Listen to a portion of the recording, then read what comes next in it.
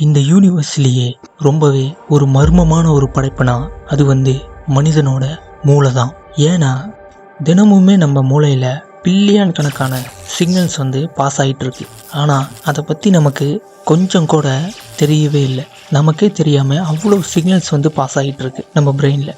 எப்படின்னா every thought you think, every emotion you feel, every dream, memory, fear, belief, the all vibrate in secret rhythm. அந்த ரிதத்தோட பேர் தான் brain waves. இன்றைக்கி நம்ம அந்த பிரெயின் வேவ்ஸ்னால் என்ன, அந்த பிரெயின் வேவ்ஸில் இருக்கிற category delta, theta, alpha, beta, gamma, இந்த 5 ஸ்டேட் ஆஃப் கான்சியஸ்னஸ், அப்புறம் அது மட்டும் இல்லாமல் இப்போ ரீசெண்டாக கண்டுபிடிக்கப்பட்ட சில ஸ்டேட்ஸையும் நான் உங்களுக்கு சொல்கிறேன். ரெடி ஆகிக்காங்க. First what is brain? Brain தான் நம்ம பாடியோட கமெண்ட் சென்டர். நம்ம எல்லாத்தையுமே பிரெயின்லேருந்து தான் பார்த்துட்டு இருக்கோம் அப்படிங்கிறது உங்களுக்கு தெரிஞ்சிருக்கும். நான் ஆல்ரெடி நிறைய இடத்துல நான் சொல்லியிருக்கேன். தெரியலன்னா அதை செக் பண்ணி பாருங்கள். பிரெயின் எப்படி ஒர்க் ஆகுதுன்னா, பிரெயினில் நியூரான்ஸ் இருக்குது. அதாவது பில்லியன் கணக்கான நியூரான்ஸ், அப்ராக்சிமேட்டாக 86 பில்லியன் நியூரான்ஸ் இருக்குது அப்படின்னு சொல்லப்படுது.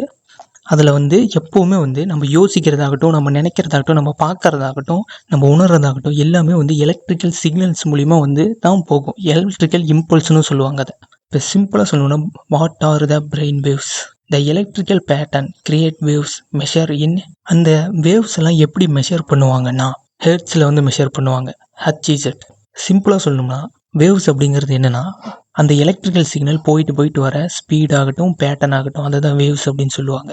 ஏன்னா நம்ம பிரெயின் ஒர்க் ஆகிற கான்சியஸ் ஸ்டேட்டுன்னு கூட வச்சுக்கலாம். நீங்கள் சிம்பிளாக பிரெயின் வேவ்ஸ்னால் என்னென்னு சொல்லணும்னா, அதாவது நம்ம பிரெயினில் நியூரான்ஸ் இருக்குன்னு நான் சொன்னல, அந்த நியூரான்ஸ் எல்லாம் சிக்னலை அனுப்புன்னு நான் சொன்னல, எலக்ட்ரிக்கல் சிக்னலை. அந்த எலக்ட்ரிக்கல் சிக்னல் எவ்வளோ வேகமாக போயிட்டு வருது அப்படிங்கிறத தான் வேவ்ஸ்னு மெஷர் பண்ணுறது.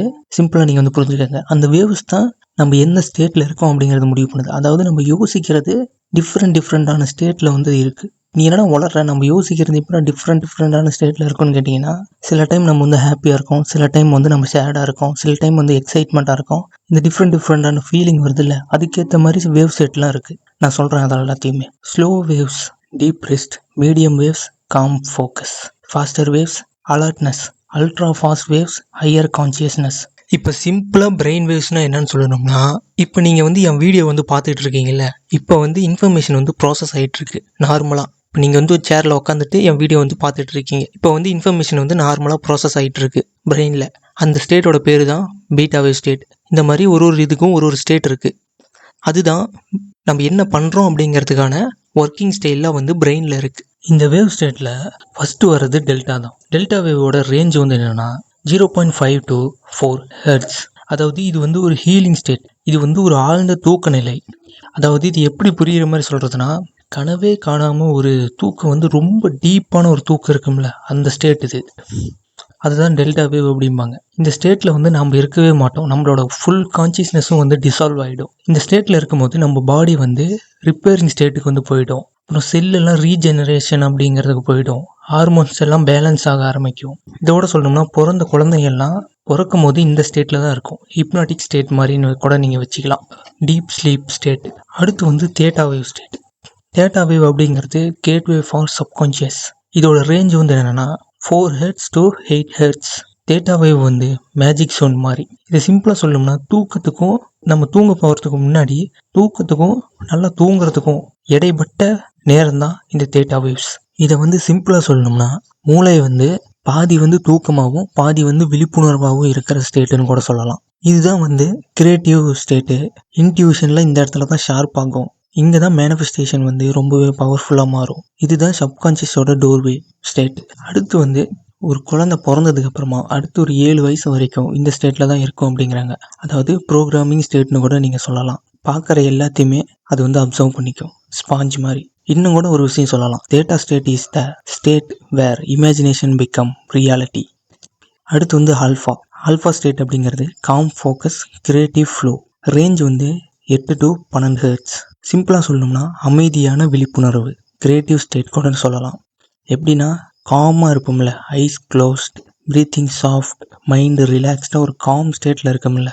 கிரியேட்டிவாக இருக்கும் போது, ப்ராப்ளத்தை சால்வ் பண்ணும் போது, காமாக எதை பண்ணும்போது வரக்கூடிய ஸ்டேட் இது. இந்த ஸ்டேட்டில் தான் அதிகப்படியான ஐடியாக்கள்லாம் நமக்கு வரும். இந்த ஸ்டேட்டில் இருக்கும்போது தான் விசுவலைசேஷன், அஃபர்மேஷன் எல்லாம் பண்ணோம்னா பக்காவாக ஒர்க் ஆகும். சிம்பிள் தான். நீங்கள் ரிலாக்ஸாக இருக்கும்போது அஃபர்மேஷன் சொன்னீங்க, விசுவலைசேஷன் பண்ணிங்கன்னா எல்லாமே பக்காவாக ஒர்க் ஆகும். அடுத்து பீட்டா ஸ்டேட், பீட்டா வேவ், த பிஸி மைண்ட். ரேஞ்ச் வந்து 12லேருந்து 30 ஹெர்ட்ஸ். பீட்டா வேவ் சொல்லணும்னா இப்போ நார்மல் ஸ்டேட், ஒர்க்கிங் பண்ணுறது, திங்கிங் பண்ணுறது, பிளானிங் பண்ணுறது, ப்ராப்ளம் சால்விங் பண்ணுறது, அப்போ இருக்கக்கூடிய ஸ்டேட் தான் அது. நம்மளோட லைஃப்பை வந்து நம்ம மோஸ்ட்டாக இந்த மாதிரி பீட்டா ஸ்டேட்டில் தான் நம்ம வந்து இது பண்ணுறோம். டென்ஷனாக இருக்கிற இடத்துல அதெல்லாம் அப்போலாம் இந்த ஸ்டேட் தான் இருக்கும். சிம்பிளாக சொல்ல போனால் balanced beta state help you focus, but higher beta destroy your peace. அடுத்து வந்து gamma state, state of range வந்து 30லேருந்து 100 ஹெர்ட்ஸ். அறிவு, அன்பு, ஒன்றியம். காமா ஸ்டேட் தான் இருக்கிறதுலே ரொம்ப எக்ஸ்ட்ராடினரியான ஒரு ஸ்டேட். இந்த ஸ்டேட்டை வந்து மெடிடேட் பண்ணும்போது மட்டும்தான் நம்மளால் உள்ளே போக முடியும். நார்மலாக வந்து இந்த ஸ்டேட்டுக்குள்ளே வந்து போகவே முடியாது. சில மாங்க்ஸுக்கெல்லாம் மெடிடேட் பண்ணும்போது இந்த ஸ்டேட்டில் தான் இருப்பாங்களாம். இந்த காமா வேவ் ஸ்டேட்டோட இது எப்படி இருக்குன்னா higher consciousness, sudden instincts, universal oneness, spiritual awakening, everything is connected feel. இதை நான் சிம்பிளாக சொல்லணும்னா கண்ணை மூடிக்கிட்டு நம்ம காண்ற விஷயங்கள், நினைக்கிற விஷயங்கள் நமக்கு ரியல் மாதிரியே தெரியும். நீங்கள் எந்த அளவுக்கு கண்ணை மூடிட்டு ஒரு விஷயத்தை யோசிச்சு பார்க்குறீங்களோ அந்த அளவுக்கு அது ரியல் மாதிரி தெரியும். ஏன்னா நம்ம நியூரான்ஸ் வந்து அந்த அளவுக்கு வேகமாக சிக்னல்ஸ் வந்து பாஸ் பண்ணிக்கிட்டே இருக்கும். இப்போ இந்த பிரெயின் வேவ்ஸை பற்றிலாம் நமக்கு தெரிஞ்சிருச்சு. இந்த பிரெயின் வேவ்ஸ் சிம்பிளாக என்னன்னு சொல்கிறதுனா, how brain wave shape your reality, your brain wave control your world. High beta wave stress reality, alpha wave peaceful reality, theta wave magical reality, delta wave healing reality, gamma wave expanded reality. இதுக்கடுத்து நீங்கள் நிறைய பேர் கேள்விப்பட்டிருக்க மாட்டீங்க. இதுக்கடுத்தும் state இருக்குது. இந்த 5 ஸ்டேட்டுக்கு அப்புறமாவே delta, theta, alpha, beta, gamma, இந்த 5 ஸ்டேட்டுக்கு அப்புறமாவும் இன்னும் வேவ்ஸ்லாம் இருக்குது. அது என்னென்னா இப்போ ரீசெண்டாக தான் கண்டுபிடிச்சிருக்காங்க. நானும் இப்போ ரீசெண்டாக இந்த வீடியோ பண்ணலாம் அப்படிங்கிறதுக்காக தேடி பார்க்கும்போது தான் எனக்கே தெரிஞ்சது. அது என்னென்னா ஃபஸ்ட்டு வந்து காமாவுக்கு அப்புறம் ஹைப்பர் காமா. இதையும் வந்து மெடிடேட் பண்ணவங்களால் மட்டும்தான் அதிகமாக வந்து பண்ண முடியும். எக்ஸாம்பிளுக்கு மாங்க்ஸ், துறவிகள். சிம்பிளாக சொல்லணும்னா அந்த ரேஞ்ச் எந்த அளவுக்கு இருக்குன்னா 80 ஹெர்ட்ஸ்லேருந்து 100 ஹெர்ட்ஸ் வரைக்கும் இருக்குமா. இதை அடுத்து ஒரு ஸ்டேட் இல்லைன்னு நீங்கள் நினச்சிங்கன்னா அப்போ தான் ட்விஸ்ட் கொடுக்குற மாதிரி இதுக்கப்புறமும் இன்னொரு ஸ்டேட் இருக்கும். அதுதான் லேம்டா. அதோட ரேஞ்ச் எந்த அளவுக்கு இருக்கும்னா சுருக்கமாக சொல்லப்போனால் 100 ஹெர்ட்ஸ்லேருந்து 200 ஹெர்ட்ஸ் வரைக்குமே இருக்குமா. இதுதான் வந்து அல்ட்ரா கான்சியஸ்னஸ், பீக் அவேர்னஸ். இது வந்து ஒரு நார்மலான மெடிடேஷனே கிடையாதான். இது வந்து ஒரு பியூர் அவேர்னஸ் தான். இதோட முடிஞ்சு போச்சான்னு கேட்டிங்கன்னா இன்னமும் ஒன்று இருக்குது. அது வந்து இது எல்லாத்துக்கும் கீழே இருக்கக்கூடிய டெல்டாவுக்கு கீழே இருக்கக்கூடிய ஒரு டெல்டா வேவ்க்கு கீழே அந்த வேவ்ஸோட பேர் தான் எப்சலான். இது வந்து ஹையர் ஃப்ரீக்குவன்சி இல்லை, இது வந்து லோயர் ஃப்ரீக்குவன்சி சேர்ந்தது. இந்த ஸ்டேட்டோட ரேஞ்ச் எந்த அளவுக்கு இருக்குன்னா 0 to 0.1 ஹெர்ட்ஸ். இது ரொம்பவே ஒரு கான்சியஸான ஒரு ஸ்டேட் மாதிரி சொல்கிறாங்க. இது எல்லாத்தோட ஒரு ஸ்டாக்கிங்கான விஷயம் என்னென்னா, நான் சொன்னேன்ல ஃபஸ்ட்டு லேம்டா அப்படின்னு ஒரு ஸ்டேட் சொன்னேன், அதுக்கப்புறம் எலிப்சான் அப்படின்னு இன்னொரு ஸ்டேட் சொன்னேன். இந்த 2 ஸ்டேட்டுமே ஒரே மாதிரியான கான்சியஸ்னஸ் தானா.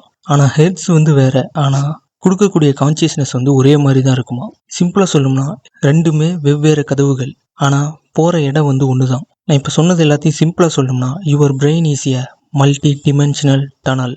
You can access different layer of reality by tuning your frequency like a radio. சரி மக்களே, இப்போ நான் இவ்வளோ இதை நான் சொல்லிட்டேன். இதெல்லாம் என்னென்ன அப்படின்னு உங்களுக்கு புரிஞ்சிருக்கும்னு நினைக்கிறேன். புரியலன்னா நான் சிம்பிளாக இன்னொரு தடவை சொல்கிறேன். பிரெயின் வேவ்ஸ் அப்படிங்கிறது பிரெயின் எப்படி ஒர்க் ஆகுது அப்படிங்கிறதுக்கான அடிப்படை. எப்படி சொல்கிறது, இப்போ நம்ம வந்து ஸ்ட்ரெஸ்ஸாக இருக்கிறோம்னா அப்போ வந்து நமக்கு பீட்டா வேவ் ஸ்டேட்டில் இருக்கோம் அப்படிங்கிறதுக்கான அடையாளம். பீட்டா வேவ் ஸ்டேட்டில் 2 பீட்டா வேவ் ஸ்டேட் இருக்குது. நான் சொல்ல மறந்துட்டேன். பீட்டா வேவ் ஸ்டேட்டில் 2 ஸ்டேஜ் இருக்குது. Mid range beta, high range beta. Mid range beta அப்படிங்கிறது active thinking, logical reasoning, problem solving. High range beta அப்படிங்கிறது intense focus, complex task, rapid decision. சிம்பிளாக சொல்லணும்னா எல்லாத்தையும் பிரெயின் வேவ்ஸ் அப்படிங்கிறது நம்ம பிரெயின் எப்படி ஒர்க் ஆகுது அப்படிங்கிறதுக்கான அடையாளம். அந்த நியூரான்ஸில் எவ்வளோ வேகமாக எலக்ட்ரிக் சிக்னல் போயிட்டு வந்துட்டு இருக்கு அப்படிங்கிறதுக்கான அடையாளம். அதாவது இப்போ நம்ம ஸ்ட்ரெஸ்ஸாக இருக்கோம்னா நம்ம பிரெயின் வந்து பீட்டா ஸ்டேட்டில் இருக்குது அப்படிங்கிறத நம்ம வந்து புரிஞ்சிக்கலாம். கோபமாக இருக்கும் அந்த மாதிரி இதை வச்சு நம்ம புரிஞ்சிக்கலாம். இப்படி தான் நம்ம பிரெயின் வந்து ஒர்க் ஆகும். அதாவது இதுக்கெல்லாம் எப்படி போகிறதுனா ஆல்ஃபா ஸ்டேட்டுக்கு வந்து போகிறது சிம்பிள் தான். காமாக இருந்தீங்கன்னா, ரிலாக்ஸ்டாக இருந்தீங்கன்னா போகலாம். அது எப்படி பண்ணுறதுன்னு கேட்டிங்கன்னா, எனக்கு நானே நான் காம் ஆகிட்டேன் திரும்ப திரும்ப சொல்லலாம். அப்படியே அமைதியாக உட்காந்து மெடிடேட் பண்ணுற மாதிரி என் மனம் அமைதியாயிருச்சுன்னு திரும்ப சொல்லலாம். தேட்டா வேவ் ஸ்டேட் அப்படிங்கிறது வந்து சப்கான்ஷியஸோட டோர்வே. அதுக்கு வந்து நம்ம போகணும்னா தூங்குறதுக்கு முன்னாடியும் தூக்கமும் வராமல் தூங்குற மாதிரி இருக்கும்ல, அந்த ஸ்டேட்டில் நம்ம தூங்கும் போது நம்மளோட ஆசைகளை நம்ம நினச்சோம்னா ஸ்டேடியாக அது வந்து சப்கான்ஷியஸ்க்கு வந்து போயிடும். இந்த வீடியோவோட சிம்பிளாக சொல்ல வேண்டியது என்னென்னா, delta waves heel your body, theta waves rewire your subconscious, alpha bring clarity, beta helps your act, gamma awake your soul. இது எல்லாமே உங்களுக்குள்ள தினமும் நடந்துக்கிட்டு தான் இருக்குது. ஆனால் நீங்கள் தான் அதை கவனிக்கலை. இப்போ உங்களுக்கு தெரிஞ்சிருக்கும் இதெல்லாம் எப்படி நடக்கு அப்படிங்கிறது, இதெல்லாம் என்ன அப்படிங்கிறது. இப்போ தான் நீங்கள் முடிவெடுக்கணும் உங்கள் ரியாலிட்டியை சேஞ்ச் பண்ண. எப்படி நான் சிம்பிளாக சொல்கிறது ஒன்று தான். காமாக இருந்தீங்கன்னா ஆல்ஃபா ஸ்டேட் உள்ள போயிடலாம். அதை பற்றி நான் அடுத்தடுத்த வீடியோவில் நான் சொல்கிறேன். அதுக்கு ஒரு நல்ல டெக்னிக் இருக்குது, ஒரு புக்கும் இருக்குது. அதை பற்றி நான் உங்களுக்கு தெளிவாக அடுத்தடுத்த வீடியோவில் நான் சொல்கிறேன். அப்புறம் மக்களே, வீடியோ கடைசி வரைக்கும் பார்த்தீங்களுக்காக ஒரு சின்ன டிப்ஸ் நான் சொல்கிறேன். இந்த பிரெயின் வேவ்ஸ் எப்படி ஈஸியாக புரிஞ்சிக்கிறது அப்படின்னு. சிம்பிளாக சொல்லணும்னா, இப்போ நீங்கள் சேடாக இருந்தீங்கன்னா இப்படி கண்ணு தண்ணி வருது, சேடாக இருக்கும், டிப்ரெஷனாக இருக்கும் அப்படிங்கிறத அப்படின்னு நம்ம எப்படி இருக்கோம், ஆக்டிவிட்டீஸ்லாம் பண்ணுறோம் அப்படின்னு நம்ம சேடாக இருக்கும். அந்த சேடாக இருக்கிறது எப்படி பிரெயினில் ப்ராசஸ் ஆகிட்டு இருக்குன்னா நியூரான்ஸ் மூலிமா அது எந்த அளவுக்கு வேகமாக எந்த அளவுக்கு இன்டென்ஸாக ப்ராசஸ் ஆகிட்டு இருக்கு அதை மெஷர் பண்ணுறது தான் வேவ்ஸ். அந்த இன்டென்ஸ் தான் வேவ்ஸ்ன்னு நான் சொல்லிகிட்டு இருக்கேன். நீங்கள் வெளியே என்ன பண்ணிகிட்டு இருக்கீங்களோ அதுக்கேற்ற மாதிரியான ஒர்க்கிங் பிரெயின்குள்ளே நடந்துகிட்டு இருக்கு. அந்த நடக்கிற வேகத்தை தான் வேவ்ஸ் அப்படின்னு சொல்கிறது. ஓகே, விஜுவலைசேஷனை பற்றி நீங்கள் இன்னும் நிறையா தெரிஞ்சுக்கணும்னு நினச்சிங்கன்னா இப்போ ஸ்க்ரீனில் ஷோ ஆகுதில்ல, இந்த வீடியோ கிளிக் பண்ணி பாருங்கள். அப்புறம் உங்களுக்கு ஏதாவது டவுட் இருந்தால் கமெண்ட் பண்ணுங்கள்.